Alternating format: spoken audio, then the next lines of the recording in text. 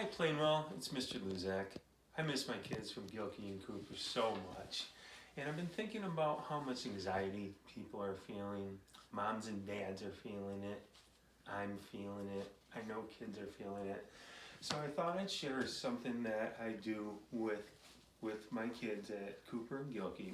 It's something that most kids have seen before, so it's something that will be familiar for kids too. So I thought it was important to get that out there. Also, it's something like I really believe in. So it's an overall technique called mindfulness.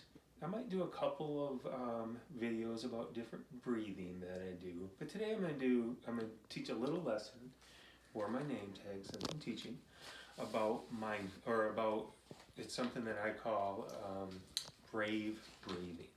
So this is an example of how I introduce brave breathing. I use it with a lesson I call the Juice Box Bully.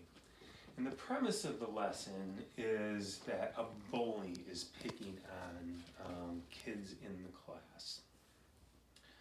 And the premise is that we want to teach kids to be upstanders and stand up for the victim of that bullying, but we know how hard that is. So overall, the idea of the lesson is to stick up for the victim, to do the right thing, but because sticking up to a bully can be a difficult thing, we need to be brave to do it. So the second premise is the fight or flight response. So sometimes our bodies act in ways that make sense. If we're walking down the street and a big dog starts chasing us, we want to run away. That's flight. We don't want that dog to get us. That makes sense to run away. So our body gets all stressed out, so we're ready to run. Or maybe that dog gets us and starts biting us, and we need to fight that dog off so he doesn't hurt us anymore. Our body is full of all these hormones and stressors that make us want to fight that dog off and can help save us. But then there are other times when our body's reactions don't always make sense. They send a false sense of alarm. So in the Juice Box Bully story, we might be afraid of that bully when we don't really need to be, because there are teachers and helpers and friends that will help unify against that bully. And that's the premise of that story. So sometimes that reaction is fear. Right now I feel like that reaction is anxiety an awful lot, but it also can be confusion or even anger. So the idea with brave breathing is that when we breathe in deeply, air goes through our nose and fills our lungs. When our lungs are really full of air, which is what we're trying to do, breathe in very deeply, we can feel our belly rise. This type of breathing can help lower your heart rate, slow down your heart rate, and lower your blood pressure.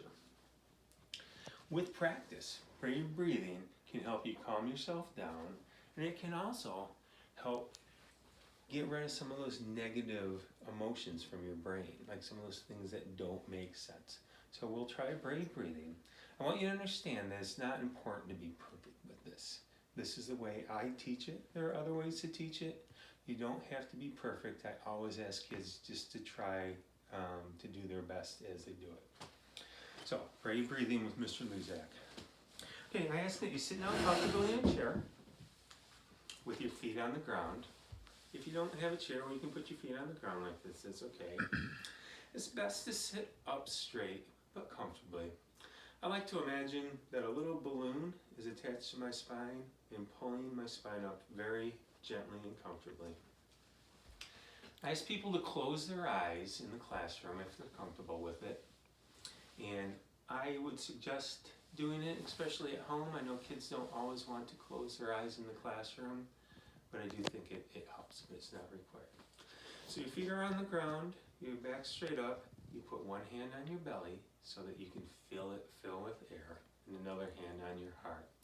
So I'm going to ask you to breathe in deeply through your nose and out through your mouth.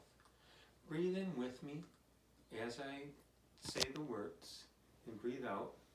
If you're not doing it perfectly, that's okay. It's something that you can try on your own with a little bit of a different pace. So here we go. Hand on your Breathe in deeply through your nose. Hold your breath. Gently out through your mouth. Breathe in deeply through your nose. Hold your breath. And gently out through your mouth. Breathe in deeply through your nose. Hold your breath. And out through your mouth. Breathe in deeply through your nose. Hold your breath.